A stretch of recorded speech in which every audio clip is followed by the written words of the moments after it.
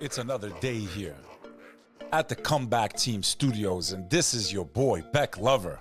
And you're watching another episode of the Beck Lover Podcast where you might just learn a thing or two about life. If you're joining me for the first time on X, welcome. Kick, welcome. You can watch this podcast anywhere podcasts are received. We're on YouTube, we're on Rumble, we're on X, we're on Kick.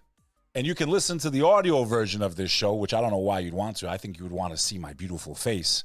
Make sure you hit that subscribe button because I bring on guests from all over this planet to talk about what's going on in this crazy world. And you can check out my almost daily show where I cover all the current events, hot stories, gossip, all kinds of crazy shit because we live in an interesting world.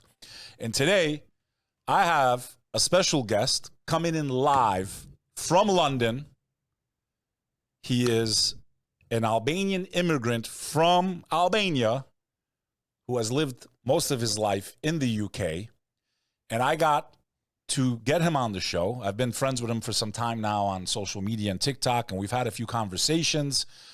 He disappeared for a little while, and he was kind of dealing with some legal issues that may have to do with him speaking out about a lot of what's been going on in the UK, especially towards the Albanians last year. And now it seems with all this trouble that's been brewing these last few weeks now between the far right and Muslim migrants, I'm very proud to have my friend Enzo Kola on the show for the first time. Enzo Kola, welcome to the Beck Lover Podcast. Oh, Butter Beck. I'm glad to be here. Very happy to be here and talk about whatever is going on in this crazy world of ours that we live in. And hopefully we can either give some knowledge, spread some joy, some love, some positive vibes, whatever. Enzo, it's 4:00 in the afternoon here in New York. It's 9:00 in London, or Old York. Yes. As it was once called. Old York, yes. So I know that, I want to thank you first for coming on, towards the end of the night here last minute. I was trying to get this conversation kind of going last week. We've all seen the news stories over the last couple of weeks of what looks like basically almost a full-blown civil war breaking out in the UK. Now, you're in London, correct? Yes, I am. I am in London indeed, yes. Now, it has been crazy, yeah. So you live in like downtown London? Like you live towards the city center? Are you in the suburb? Like, are you in London proper itself? I'm about... Don't tell me exactly where you live for your own safety, but like, how far do you live from the city center? Like, how far are you from Big Ben? 20 kilometers. Okay, so about 20 minutes. If from there's no central, yeah. If there's no traffic. Without traffic, yeah. Without traffic, about 20 minutes if there's no traffic. If there's traffic, an hour. And you came to the UK when? You were not born in the UK, right? So you're not of British origin. No. I'm Albanian, from North Albania. I came to the UK when I was 10 or 11, between 10 and 11 years old. And how old are you now? I'm 34. Okay, so you've lived well over 2/3 of your life in the UK. Yes. Do you consider yourself a part of the UK society? Are you proud to be a part of the UK? At one point I was. Now not so much with what's happening, what's been going on, how we've been stereotyped as Albanians the last year, and of course what happened to me over the period of the last year and a bit. It just makes me feel a little bit disgusted of the justice system that I grew up in. So before we get into the riots that have been happening after there was a lot of online comments made that went viral and people took to the streets, we're going to get into that because that's, what the majority of this episode will be about. I want to go before this because I think it's related to this. We're talking about Albanians. I know that what's happening in the UK right now is more of the Middle Eastern people are being targeted and then they're fighting back. And right, that's kind of what's going on. But I think some of what was happening to Albanians in the UK a year ago is kind of related to this, because if I had to guess, and I can't say I know for certain, that's why I have you on the show, a lot of these same agitators were probably targeting the Albanian community in the UK also. Is that correct? Yeah, of course. So, Yes, they went publicly when a person in power that's a public, who's the Home Secretary, has gone on national TV and said that all these Albanians are criminals, and then you've got someone, Jeremy Kyle, who used to be a TV presenter on some stupid show.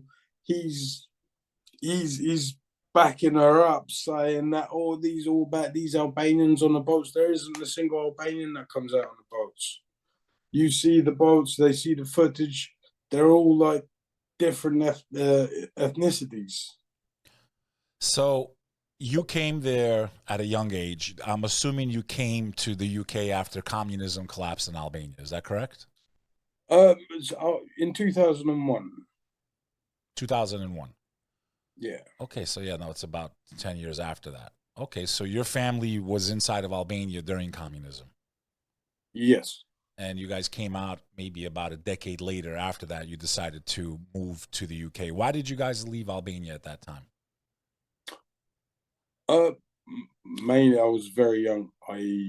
Honestly, for a better life, I'm not same as any other migrant, and we just sort of like my father decided that England is a good place for a better opportunity. To grow up. Yeah, more opportunities for us, for me and my brother. I have an older brother as well, who's also here. Do you remember how you felt when you had to leave Albania? Because at 10 years old, you kind of have some friends. You kind of remember life a little bit. Of course. Were you sad that you were leaving Albania at that time to go start a new life in the UK? Yeah, I was. I wasn't happy about it. I wasn't happy. I was excited in a way, but not overjoyed. Yeah, because I remember when I had to change schools, I was sad. And I was in 4th grade and I had to go to a different school. And that was, upsetting to me. So I can imagine not only going to a new school, but you probably didn't even speak the language back then, right? Did you speak English at all? No, not at all. No. So you guys come to the UK in the early 2000s. You don't speak a lick of English. Nope. And you guys start your new life in the UK.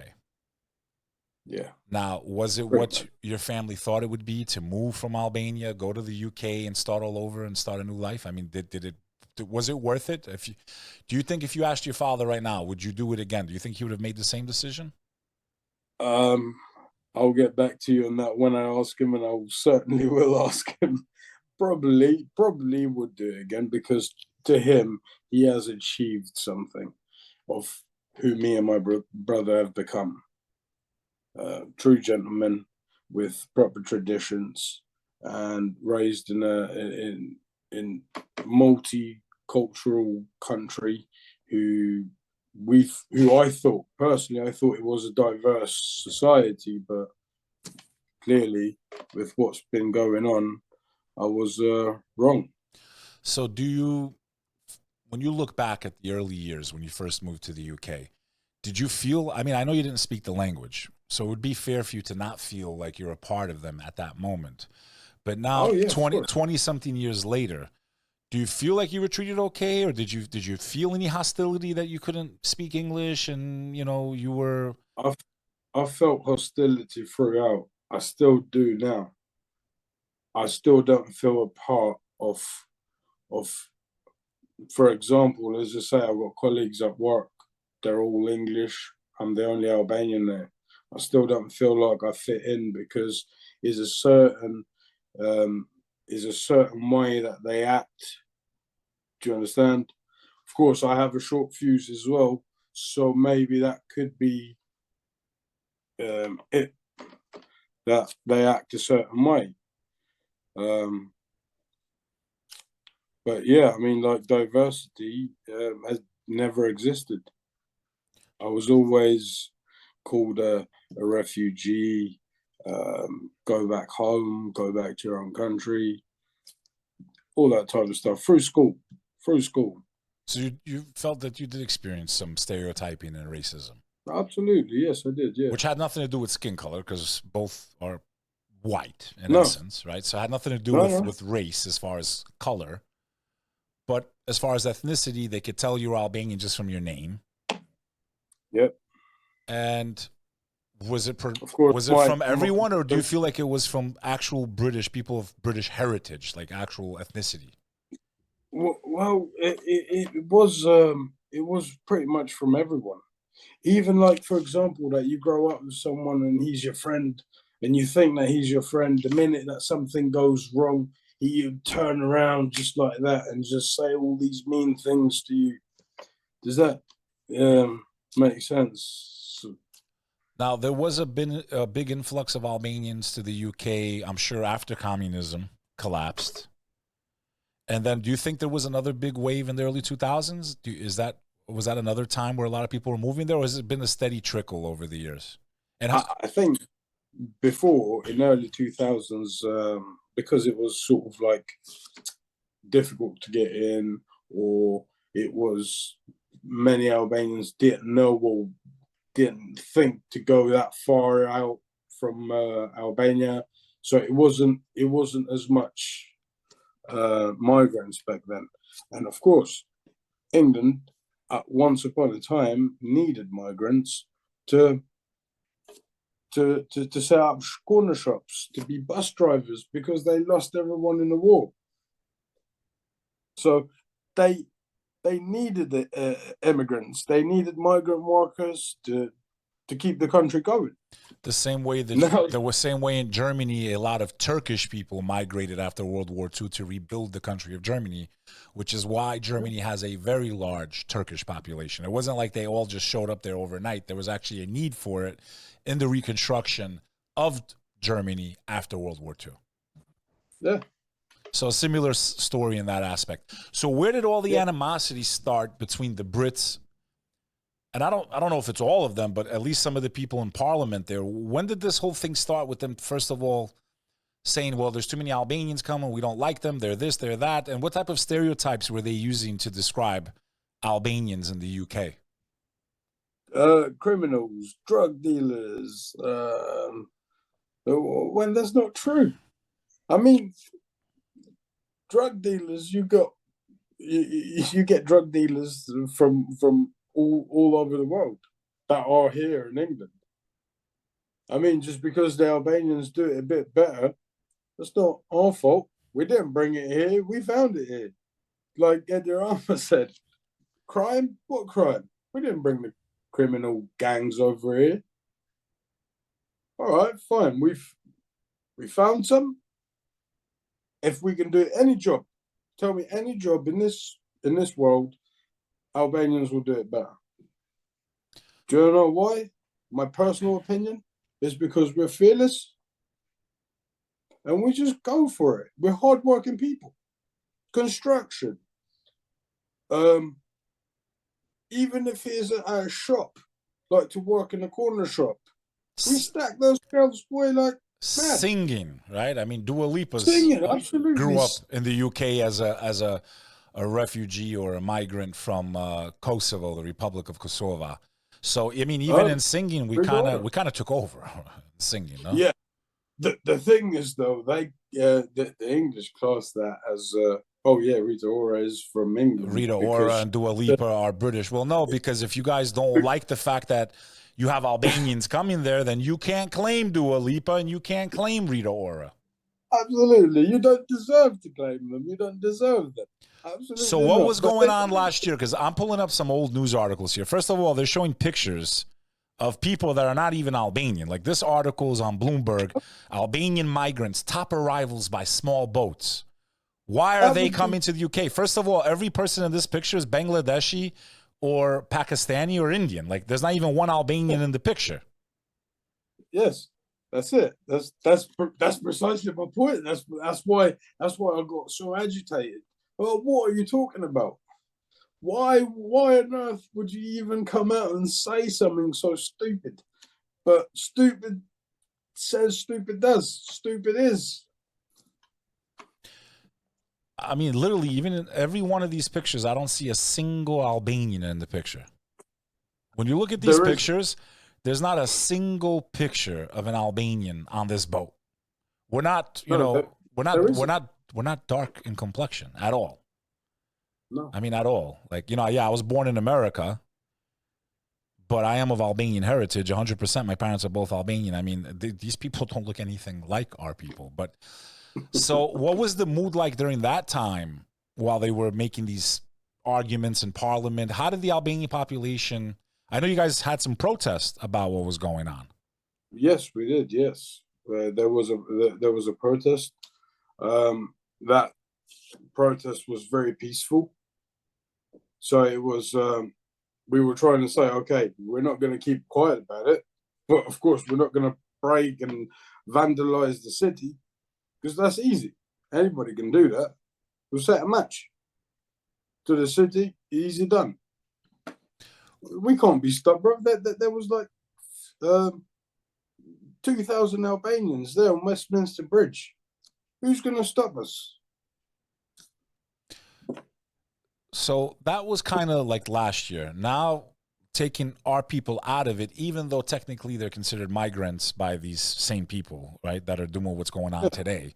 I'm pretty sure they throw anyone that's not of British descent into the same pile of people. Would you say that that's correct? Any immigrant, any immigrant, right, is considered the same to them. They don't care if you're from Pakistan. They don't care if you're from, South Africa. They don't care if you're from Sudan. If you're not British, you're not British in origin. You're not British, yes. So that's kind of the mood. And it was the same people that were targeting Albanians a year ago, basically. Pretty much, yes. Pretty much. Same type of rhetoric. Yes, it was the same type of thing. It was what happened a year ago. But one thing that I just can't get out of my head is that one politician came out, one chubby pork chop came out on TV and said that, oh, this is our mojo: catch an Albanian, deport an Albanian.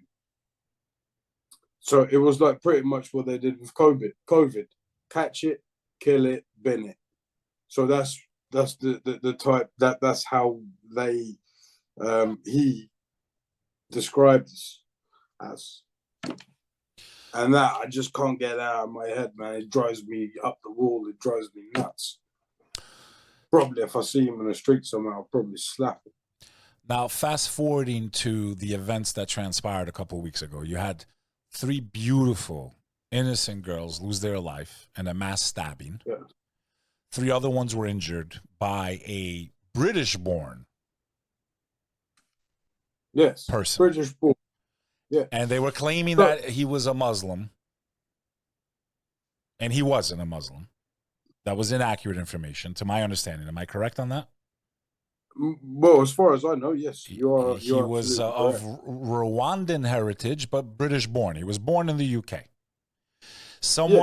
This guy from the far right, Thompson, is that his name, Thomason? I think it is. They just threw the book at him. The guy who basically tweeted or posted that he was a Muslim and they're terrorists and blah blah blah, and then all hell breaks loose in the UK, and it wasn't even true. Correct? His record history is that he's anti-Muslim. Okay. So he's a gaslighter. That's all he is. He gaslights the people, and that's it. He just hides. And I'm trying to pull his name because my brain's a little fried here, and I apologize to my audience. I'm trying to get his name. I'm so tired right now. I could have sworn it was here he is. Tommy Robinson. I'm sorry. Tommy Robinson. That's it. Tommy, yes. Tom Tit Robinson. And it says here he wasn't even in the UK when he was making those comments. He was in Greece probably enjoying himself and on vacation. Yeah. So he gaslights on false accusations. People start pouring out of their houses because obviously it's a very traumatic event, and of course you see three girls pass away from a violent act like that, and the first thing you hear is it's these migrants, it's these Arabs, it's these Muslims, it's these whatever, and people pour into the streets. Now, there has been some crime. I can say for New York City, I'll speak for New York. We have an open border, just like it seems like a lot of places in Europe have had over the last 5 to 10 years since everything started in the Middle East, which, by the way, was caused by the British government and the United States of America, invading all of those countries, some of them under false pretenses, creating refugees, creating migrants. The U.S. policy backed by the British has been one of the most horrible policies, in my opinion, my personal view, of the Middle East, demonizing these people as they're invaded in their own lands. My family served for the American military and fought in Fallujah during the Iraq War. To this day, he's traumatized by what he experienced and what happened there. And he said if he knew how the world worked, he would have never. He joined for the right reason. He joined the American military for the right reasons, to serve and protect this country. Now, keep in mind, that's a first-generation Albanian American that risked his life for America. So our people, for the most part, and I have family throughout all of Europe. Now, I can't talk about other migrant groups, but I can talk about Albanian immigrants, are very productive in the societies that they're a part of. I have family in Germany, very successful. I have family in London. My first cousin lives in London. She's very successful. Both finished college in there, children. They're a productive part of society in the UK. My family came here as refugees when they fought against communism, which was supposed to be an American ideal and a British ideal. And that's why I was born in America, and we've all been very productive. I have family that's lawyers, doctors, successful entrepreneurs. They employ tons of people. And for the overwhelming majority, do we have a few rotten apples? Every single ethnic group in the world has some rotten. There's bad people in every single ethnic group in the world, okay? In every corner. But to paint all of us, whether it's Albanian, whether it's a Muslim, whether it's an Egyptian, this is the problem. And this is where this guy went, first of all, for making up a false rumor like that led to people dying, people being beaten in the streets, stores being burned to the fucking ground completely. They even targeted women. You know, women with the hijab. With the hijab. Covering. They targeted them. They targeted mosques. Now, where do they think they're going to go when they die, these people? I just think that there's so many layers to these issues, and being extreme on either side is not the way. That's number one. Can I understand some of what their issues are and how they feel maybe as British people to see the demographic changing, especially if there's just wide open borders. As an American, first, of Albanian heritage, I don't agree with the policy of the United States the last 5 to 10 years. There's literally just a wide open border. Anyone could come in. No one's being screened. We don't know who the fuck's coming in. The city of New York just spent $5 billion to house these people who did not come here, you know, and we're talking about large amounts. This is not like a couple people get across the border. We all have stories of that in our families. They made it somehow across the border and got asylum or whatever. We're talking about large migrations of people. This is out of the norm. Yeah. It has destroyed New York City. It's running on a deficit. They're taking it out on us, the law-abiding citizens who pay taxes, right? So I kind of get some of where their feeling comes from, but I don't agree with this guy, Tommy Robinson, at all. I don't agree with stereotyping. I don't agree with racism. I don't agree with blind hatred. And I also don't agree when you can't point that same finger at your own government that created these migrants, that invaded their lands, that was a part of the war on terror with, what's his face, Tony Blair, who invaded Iraq with weapons of mass destruction. There was never no fucking weapons of mass destruction. You have 1 million that Iraq. Well, maybe if the UK and the US minded their own fucking business, we wouldn't have all these people trying to seek peace in Europe totally and migrate. So what I'm saying is, and I'm being fair, I think I'm speaking for all sides here. If you minded your own business, these people wouldn't be leaving and they wouldn't be coming. Do you feel, because now you went there in 2001. Yeah. Right after 9/11. So you went, do you feel that the animosity or what we would call Islamophobia or this anger towards anyone that's not of British descent really maybe exponentially grew after that major event happened? It has grown, and it keeps growing. It keeps growing as long as we get like these like Tommy, people like Tom, gaslighting daily because he's a journalist. He has a few followers, a few viewers, and all that. And he's gaslighting. And you and your family, you're not of, you know, you guys are not, if I'm not mistaken, you're not even Muslim, right? You're Kola. That's usually a Christian name in the Albanian culture, correct? Yes. So Yes. they're looking at you. You're not even Muslim. You're an Albanian Christian, right? Catholic, I'm assuming. Yeah. Yes. So it doesn't really matter because I'm still a foreigner.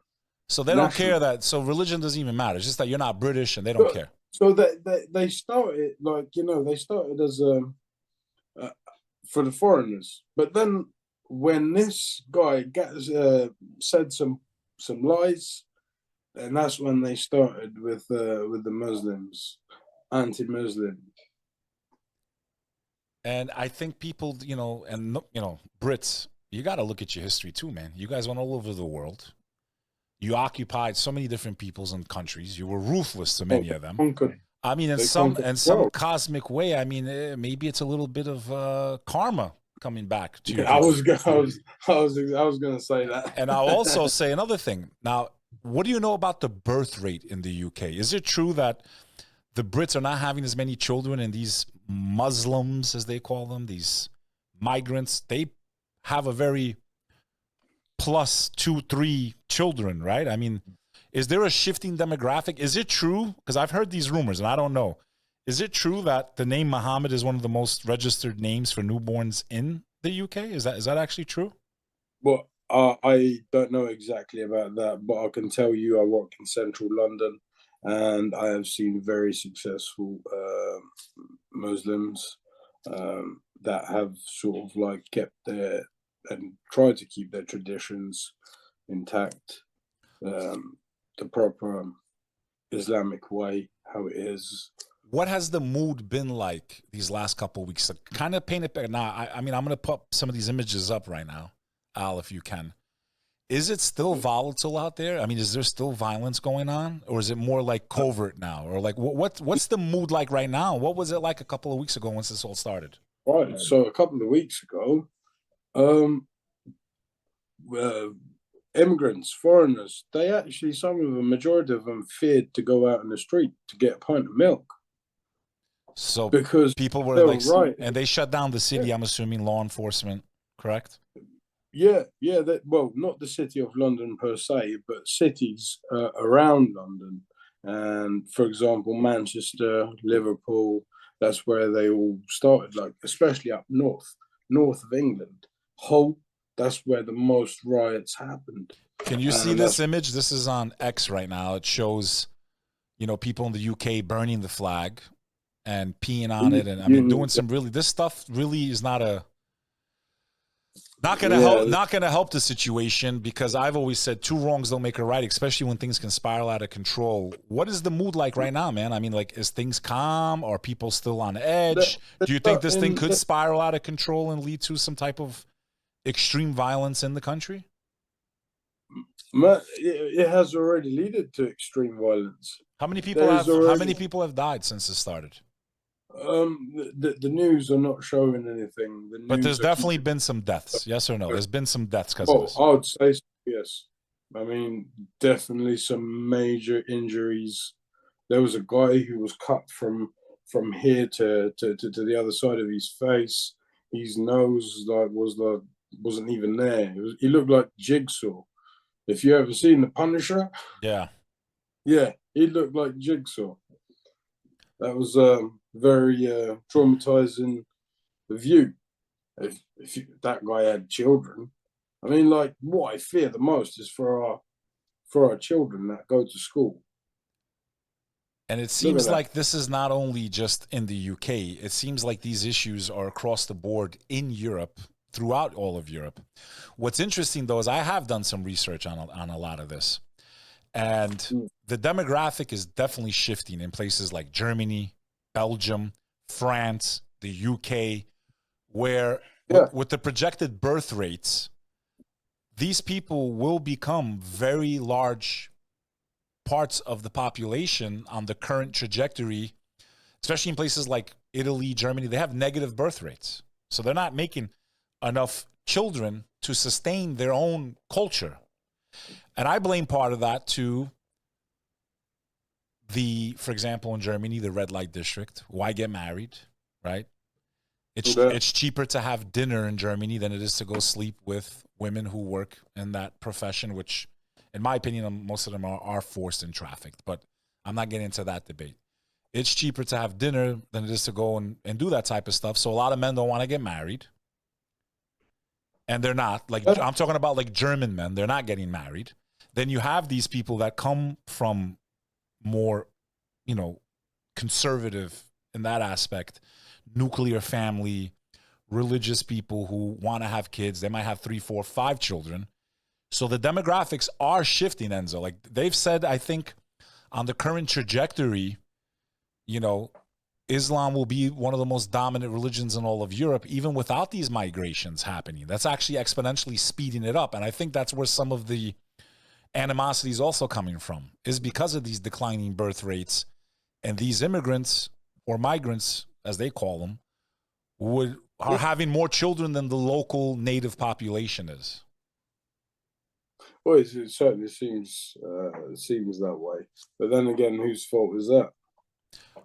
But that's my argument. So now, what would you say to the people of Britain if they're watching? As an Albanian who came to this country as a boy, who came to the UK as a boy, what would you say to the Brits right now if they're watching? What would you say to your fellow countrymen, because you are a citizen, you are a part of that society? Yeah. What would you say to them? What do you want to say to them? Well, I'd say to them, I'd certainly say, hey, calm down. It's too late to take back what you think you are owed. Yeah, because if you were going to go back, way back, centuries back, you don't even belong here in this land. So just take a chill and live in peace and harmony. Do you think that the UK has the potential to be a beautiful multicultural society? Do you think it was and it's being ripped apart, or that it never was? I mean, what's your honest opinion? Absolutely. I think once upon a time, in England, like when I was in school, I could see that even though there was hostility because I was a foreign national, the teachers have always tried their best to create a diverse, inclusive environment. Yeah, of course. And for someone who listened to them, I was one of them because I had no choice. I didn't. I grew up to listen to the teacher, to the parents. You know how it is, the Albanian culture. So I took all of that in. And to me, it makes no difference, where you're from, what you do, what color skin you've got. To me, it doesn't make no difference. If you're okay with me, I'm okay with you. That's it. And there's no one else that's going to come here and talk in my ear and say, oh, yeah, let's hate on these people because they are, let's say, for example, Muslims. No. Or let's hate on these people because they've got a different skin color. No. No one's going to tell me to do that. Even if they did, I'd tell them where they belong. There was a lot of talk here in the U.S. that what's happening in the UK could very well happen here. And a lot of I've been on a lot of different podcasts and spoken about this topic. We Americans, at least, are kind of looking at the UK and saying, well, could this happen here? We're having a huge influx. You have people that support these mass migrations, whether they're allowed in legally or not illegally or whatever. They don't care. Because I get the human side of it. Like, these are people that are desperate. You're going to have bad agitators that operate within those compounds that those people don't, they can't control that. Like, if I'm some guy that just left the war zone, I just want to get somewhere where I have a chance to have a decent life. But none of what's been going on in the last 25 years has helped any of these situations. And I think the people of these nations who feel this way towards foreigners and that, they should really look in the mirror right now. Like, look in the mirror, look at the people you elected, look at what they did with your tax-paying dollars, look at the countries they invaded, creating these refugees, I mean, to not even acknowledge that, you're a hypocrite. You really are. You're a hypocrite. That's what I'm saying. The majority of the people fail to realize that Britain or America, they've gone into someone's home, they've destroyed it. Where are they supposed to go? They've got to go somewhere. They've got to live somewhere. Okay, you destroyed my home. I'm coming to yours. And again, what I would say to those people is, I kind of get where they're coming from. Like I said, I'm not completely dismissing their view. I get it. You're worried your country's being maybe changed completely to the point where you don't recognize it no more. You know, if it's the same thing, if we're Albanian and millions of people that are not Albanian come there, the demographic would change very quickly. There it is. It would feel almost like an invasion, right? So what I'm saying is, before you get mad at the foreigner who left these horrible situations, you should be mad at your government that created those situations in the Middle East, which created these migrants. Syria was a great place. I mean, I'm not saying it was the best place in the world, but they had a decent standard of living before all of this started. You know? And when you created and you helped support these conflicts that are still going on right now as we speak in the Middle East, your government is responsible for it. So before you take your anger out on the refugee and the son of the refugee, you should get mad at the people you put in power that made these policies that created the refugees. I mean, it's literally that simple. That's who you should target your anger at first. Yeah, that doesn't happen though, because you get someone like Tommy Robinson, yeah, Tommy Robinson. You get someone like him, which there's quite a few, by the way. Yeah, you point their fingers, their dirty little fingers at somebody, and that's it. Ooh, let's go and get them. And you had that that slap face. What's her name? What's her name, bro? Suella Braverman. She was the Secretary of State. Do you know, after her declaration that all Albanians are criminals, do you know what was happening on the streets? Like, if somebody was getting stopped by the police, soon as the police would know that he's Albanian, right, that's it, we're searching you, we're taking your phone, we're invading your privacy. Hang on, what happened to democracy?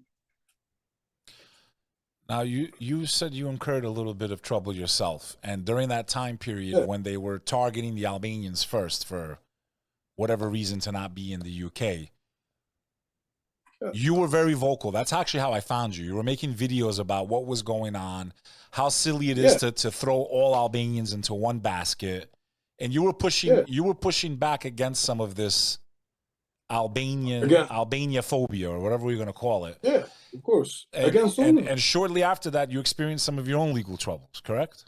Yeah, I did. Yeah. And do you believe that you were targeted because you were expressing these opinions?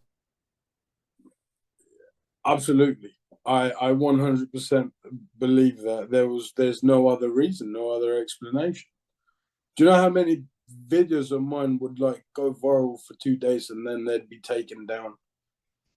Many. I just carried on, you know. I thought, okay, I'm onto something here, so I'm just going to carry on. So I'd do research about a politician. I'd go deep, and I wouldn't sleep for 2-3 days. I'd do deep research on and expose them. Yeah. Yeah.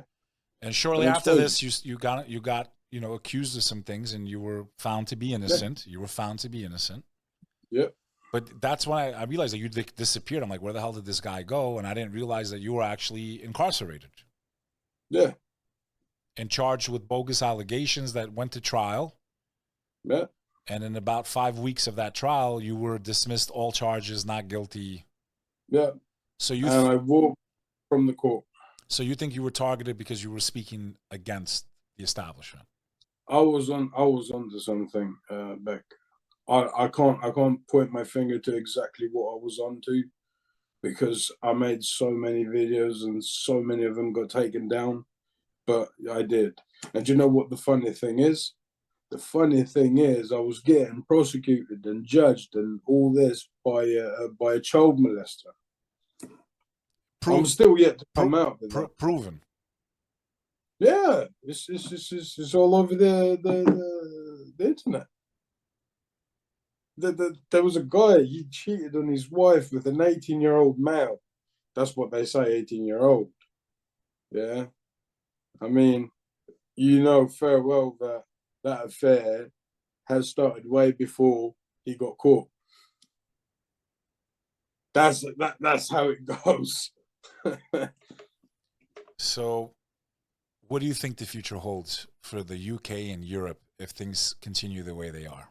Where do you see? Where do you see that could possibly happen? It doesn't mean you want it to happen, but what do you think could happen? What I see around, you know, I see everybody is on the edge, and all they need is just a little push, and that's it. Game over. It's the same. It's the same sentiment here in the U.S. I got to tell you, we are definitely on the brink of no return unless we can find a way, because people are so galvanized on these issues. They're so divided. It's the same thing here in the U.S. It's not just the U.K., which leads me to believe it's in every Western nation right now. Even in Australia, there was a lot of things that were going on when the world was closed down. We want to avoid certain words. And you could see this power trying to take away everyone's right to be free, in my opinion. Well, people think that they have the freedom of speech. They don't. Freedom of speech is just a saying. You don't have the freedom of speech. You're not free to say whatever you like, because there's always a consequence. So freedom of speech comes at a heavy price, does it not? Absolutely, yes. It has come for me.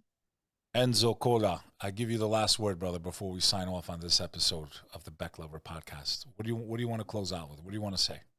Brother, I want to wish everybody happiness, joy, and I want to say to everybody, be humble, be accepted, accept